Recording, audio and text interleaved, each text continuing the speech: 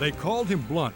He was a product of their system and was being counted on as one of the young lions to lead Toronto back to the glory days of their 60s Stanley Cup dynasty and domination. He was an honest, hard-working, if not always appreciated member of the Blue Line Kitty Corps. He wasn't smooth or slick, but he never shied away from contact in the corners and kept the crease clear, and above all else, boy could he hit.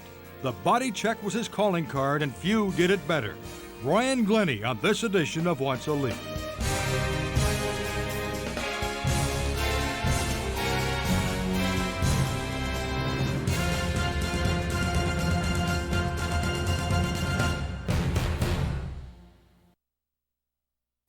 Brian, welcome to Once a Leaf.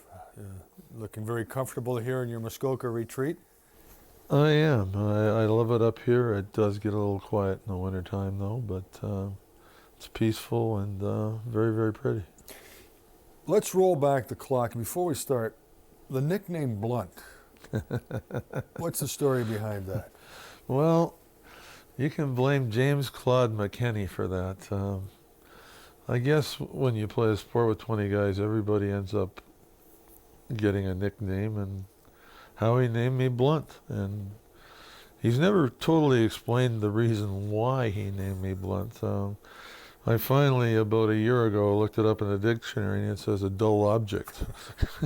So I don't know if he meant I was stupid or just the fact that I ran into so many people that I had to be stupid. I'm not sure, but it's a Howieism. It's a Howieism, yes. He's totally responsible for Blunt.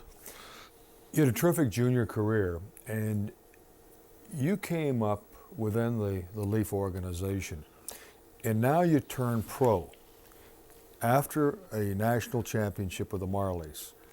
And the foregone conclusion is that you're just going to be making the trip down to Maple Leaf Gardens wearing Maple Leaf colors. It didn't happen. Why?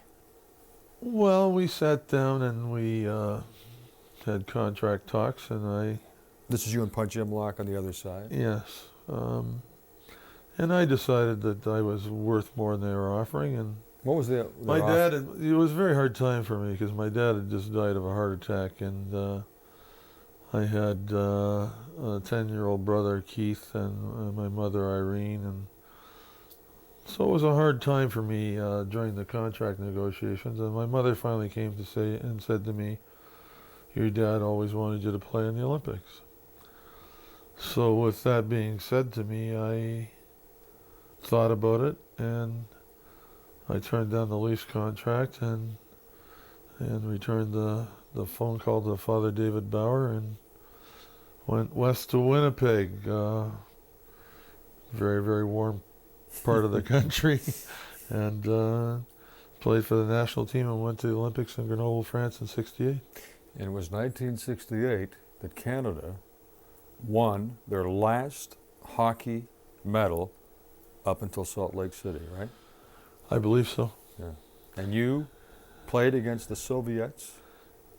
In the final game, we had lost one game, actually our first game, I think it was West Germany. I remember sitting underneath the Olympic torch that night trying to figure out how Canada could lose to West Germany in the opening game of the Olympics. We went on from there and won every other game. We beat the Czechs, we beat the Swedes, we beat everybody, and then in the final game all we needed was a tie or a win against the Russians because they had lost too. What was your impression of the Russians? They were good. They were good. They ended up beating us 5-0 in the second half of the game. Mm-hmm. And what I can't figure out to this day is how we ended up with the bronze and not the silver. But they have a funny system, huh? Some kind of system of figuring these things out. Now I think it's changed since then, but apparently we lost it on goals for and against or something like that. But it was after winning that bronze medal with the Canadian national team. You went back to the negotiation table with Punch, and this time you were able to come to an agreement. Actually, I came back after the Olympics in February of '68, and went down to the Gardens for a meeting, I don't know, early in March before I went back out to Winnipeg to finish my year at university. And I actually negotiated with Bob Davidson. And Bob basically said, "What do you want?" And I laid it on the table. And What did you want? I'm embarrassed to say it today. Can't be embarrassed. What was it that you eventually signed for? I signed for $35,000 for 2 years. And they told me not to tell anybody. Because? Well, I think at the time, Davey was only making 18. Right. There were guys already playing for the Leafs that were making less or very little more than you. That's right. What was the contract, incidentally, that you'd turned down a year earlier? I think they tried to get me to sign for 25 for 2 years. So you held out, it paid off. Yeah, big time. And you end up with an Olympic medal, and now you're going to be going to the Maple Leafs training camp for good, and we'll talk about Brian Glennie and his early years with the Leafs in just a moment.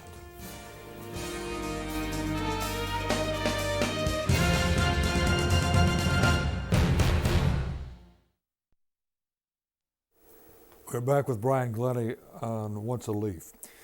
How did Punch Imlach treat a guy who turned down a contract offer from him?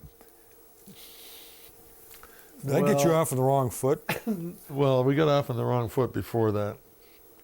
An interesting story was my last year junior. I'm captain of the Toronto Marlboros. It's pre-season in the NHL, but we're having our home opening game as the Marlies against Niagara Falls at the Gardens on Sunday. And I was down at the Gardens that night, and Marcel Pronovo got hurt. And Punch came by and said, "Brian, you're playing in Detroit tomorrow night. Get your equipment, and the train leaves at midnight for Detroit." So I went home, and my dad was still alive then, and I said, "They want me to play in Detroit tomorrow night." And he said, "Well, if you play a professional game, can you play in the Olympics?" I don't know, I'm very confused. And finally I made up my mind that, no, I wasn't going to go to Detroit. I'm captain of the Marlies. I'm going to play the home opener against Niagara Falls. So now I've got to go down to Union Station and sit there and talk about being nervous. I mean, I'm just like this. And Punch and King come walking down the platform, and I go up to Punch and I basically say, "Punch, I'm not going to play in Detroit." Well, he just blew, and that shook me. It shook me. I mean, he said, "There's a train tonight. Be on it, or there's a plane tomorrow. Be on it. You're playing in Detroit." And off he goes. And, Davey and a couple of boys come by. I told them what I did, and they sort of went, "Oh, okay." But stick to your guns. So now I've got to go down to the baggage car on the train, because my skates are in there, my equipment, everything. And I'm going through all the Leaf numbers I know. I don't know what number they've given me for tomorrow night in Detroit. And I finally find my equipment in a Leaf bag, and I grab it, and I jump off the baggage car. And I look up to my left, and who's glaring at me is Punch. And I run down the platform. Davey Keon said to this day I had the Canadian indoor platform record for sprinting. And I ran and went home, and I played the next day for the Marlies. Wow. Punch didn't talk to me the whole year. Wow. And this is before he was trying to sign me. Yeah, and then when you actually report to the Leafs, you got 2 strikes against you, don't you? Well, they must have still wanted me. I don't know. Well, they got to admire your courage for a 19-year-old to defy a guy like the legendary Punch Imlach. Well, there's a stubborn side of you that. Well, that may be part of Blunt. Yeah. Not that I am stubborn, of course. No. You were one of a group of young defensemen that the Leafs were really counting on after their success during the 1960 Stanley Cup triumphs.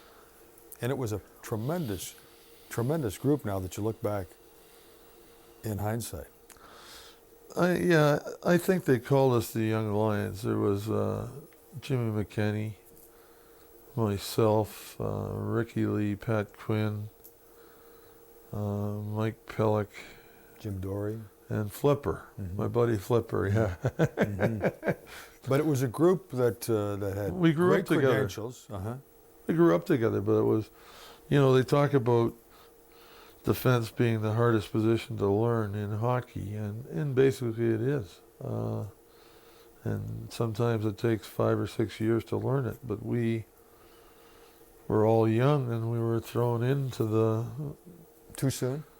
I don't know if it was too soon. That's the argument goes on today. What do you do with, how do you... Well, what do you think? I think baptism under fire if you're patient. And then amongst that group,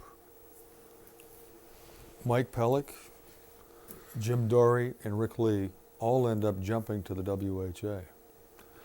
That they did. It probably helped me out because at least one or two of those guys were better defensemen than I were, in my opinion. So it opened up the door for me to be able to play as long as I did with the Leafs. I in hand had a chance to go to the Minnesota Fighting Saints. And I turned down their offer when the Leafs offered me more money than Minnesota did. So it worked out for me again. What kind of dough are we talking about now after 4 or 5 years? Oh, I don't know. I'm probably up in the 55,000 range. And you stuck with the Leafs? Yes, I did. And you stuck with them because? Toronto was my home. I was born and raised in Toronto. I was divorced. I was going through divorce. I had 2 children. And I love the city of Toronto. I have an incredible amount of friends in Toronto outside of hockey. It's my home. And personally, I couldn't see myself in Minnesota. We'll return with Brian Glennie right after this break.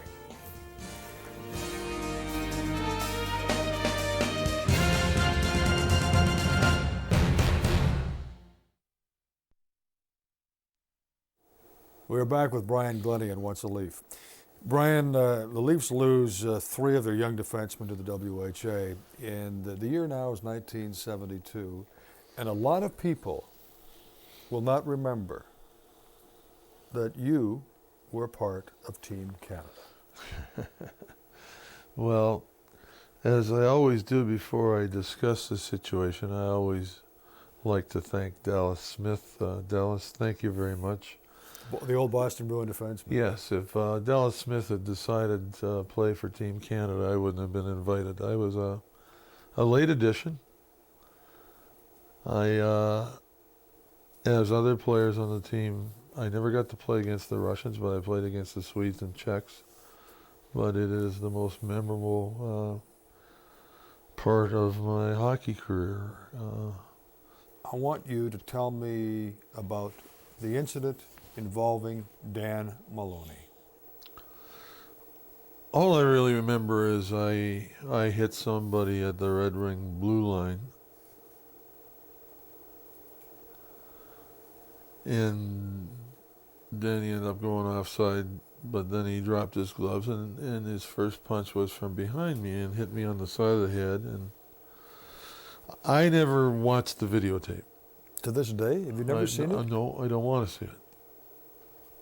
And, I knew I was out, and they kept me in the hospital overnight. And I know that hockey is a physical sport, and fighting's involved, and sticks are involved, and I can take care of myself out there. I was very embarrassed by the fact that McMurtry charged Dan Maloney. And I was a very reluctant Crown prosecution witness. I can take care of myself and I can settle the score later on. I don't believe the courts have any position within that arena. And Danny and I made him buy me dinner and apologize. But we're fine. You talk about what really triggered the Maloney incident was a body check, because this was your trademark. This is what you did. I can't think of anybody at the time who in the pure sense of the word, threw a body check like Brian Glennie. In the Canadian game, not so much since the Europeans came in. The main thing coaches taught you was to headman the puck. Mm-hmm. You got the puck here. There's a man open there. Move it forward. Always move it forward. So I developed this theory that I'd be like a free safety in football. If I stood right next to the guy, they wouldn't pass to him. But if I back off 10 feet, 12 feet, he looks open.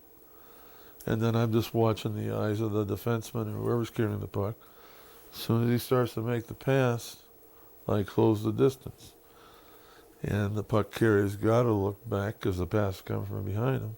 Last time he saw me, I was over there.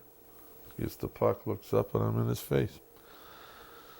And it's all timing. And I had some many hands, as shown by my 14 goals in 12 years, okay?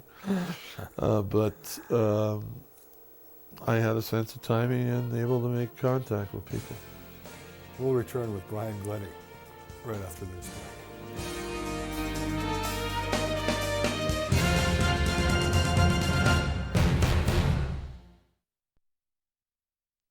Our guest on Once a Leaf is Brian Glennie.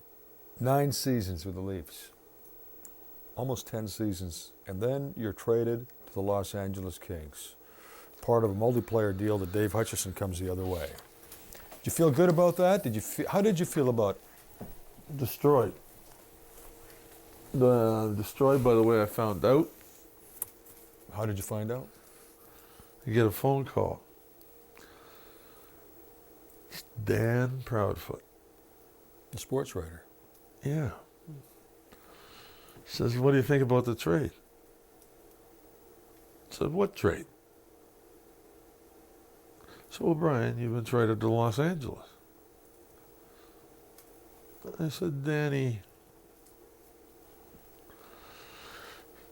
who's put you up to this? Like, whose house are you at? Like, come on. Blah, blah, blah, blah, blah, blah. But Leaf management never contacted me. They said they tried, but that's how I found out. I never went to bed that night. I was very upset because I was divorced. I had Rebecca and Adam, who were very important to me, my daughter and son. And I considered hanging them up at that time. You went to Los Angeles, and now you do have to retire, but you have to retire for physical reasons. And that is a chronic back injury, huh? I only played about 25 games. And I blew my back in a game in Montreal. I hit a loop-in in the forearm, and it was like a gun went off in my back. So I had the surgery. It turned out that I'm fine, except I failed the medical at training camp, and the doctors finally said to me if I got hit again the wrong way, I wouldn't walk. So I had a university degree, and I guess that degree made me decide that at age 34, you got to hang him up. Very tough. Trying to find a new career, trying to figure out. Still a young man. Yeah. But what do I want to do? I want to play hockey. I thought because I had been through university and had a degree that I wouldn't have any trouble making the adjustment at all, but I was very, very wrong. It's a huge adjustment. Totally different way of life. Were you able to make it? Not right away. I think I made it after I went through a bankruptcy in the bar business, but I lost everything before I made it. What effect did that have on you?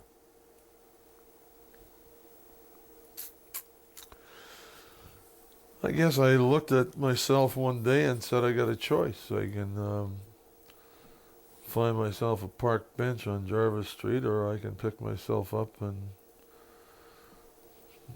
get on with it. And I was fortunate enough that I had some friends outside of hockey in Toronto in the printing business, and they offered me a job in sales, and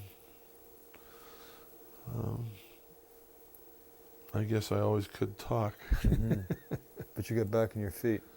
I certainly did. I made far more money in printing business in 10 years than I did playing hockey for 10 years, and never got stitched once. Did you have a hard time facing family, friends, and the like? No. You're a proud guy. Used to succeeding.